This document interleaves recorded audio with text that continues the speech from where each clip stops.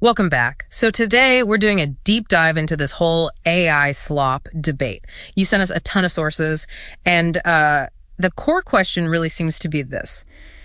Is all the disgust aimed at generative AI really about quality? Or is it something else? Is it, more of a defense mechanism against a change that feels really big and really destabilizing? Exactly. And the term itself, AI slop, is so loaded. Oh, absolutely. It's basically a weaponized metaphor. It was picked up really fast by critics to, I guess, pathologize this kind of content. It's not just saying this is bad. It's saying it's morally tainted. Right. It's making a moral declaration that this output is somehow inferior, that it's junk food for the mind. And the history of that word, tracing its genealogy, is just wild. It kind of bubbled up from these really niche, sometimes pretty toxic online subculture.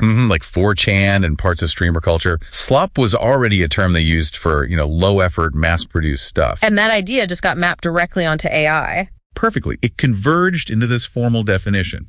High volume, that uncanny valley aesthetic, and it's all just driven by chasing engagement. Okay, so if quality is the main attack, let's pivot to utility.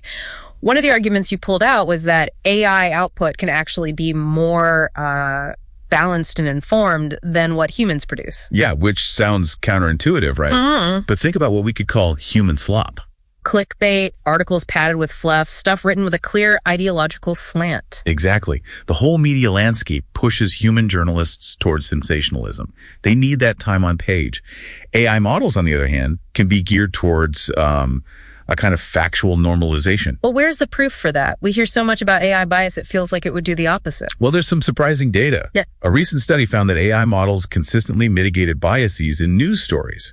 So if a human wrote something with really inflammatory language, and AI would just clean it up. It would strip it out. It presented the core facts more neutrally. The algorithm actually, lowered the emotional temperature of the story. That's huge, because for anyone who's just exhausted by the culture wars, AI's, let's say, view from nowhere might feel a lot safer than a human's very intentional view from somewhere. You're trading intentional manipulation for what is essentially an accidental statistical error. And for a lot of people, that's a much better deal.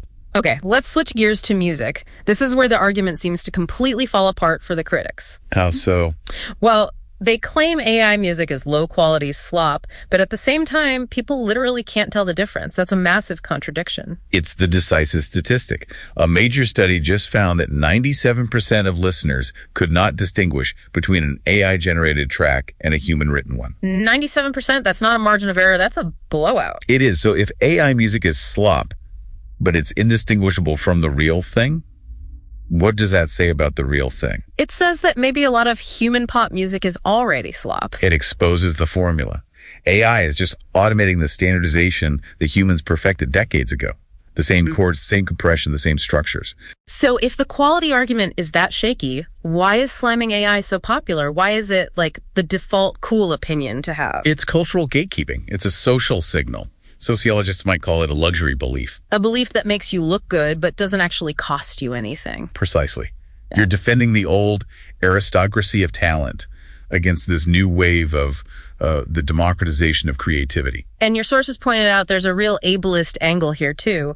Calling AI art lazy just completely ignores how it can be an assistive tool for creators with disabilities. A crucial one, yeah. And this all leads to what some are calling the mirror hypothesis. AI is just a statistical mirror. It's trained on us on the entire internet we built. So if the reflection is slop, it's because the original is full of slop. We're just mad at the machine for showing us our own collective mediocrity. So, wrapping this up for you, the listener, the quality gap is often a myth. AI can offer a kind of neutrality that's hard to find, and a lot of the backlash is really just status anxiety. I think it means we're moving into what you could call the post-authenticity era. The old binary of real versus fake is becoming obsolete. The question is shifting. From who made it to? To, is it useful? Stop purity testing the source. The only question that'll matter is, does this content serve your purpose? Utility versus uselessness. That's the new reality.